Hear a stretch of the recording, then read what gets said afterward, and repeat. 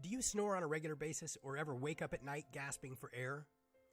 Does your snoring cause you or your partner to wake up? Do you experience excessive daytime sleepiness? If the answer is yes, you might be an undiagnosed sleep apnea patient. Obstructive sleep apnea can be life-threatening. Treating it is important. In fact, Hall of Fame football great Reggie White died in his sleep from obstructive sleep apnea at 43 years of age. If you or someone you love has any of these symptoms, quit playing Russian roulette with your health and call us today for a free consultation.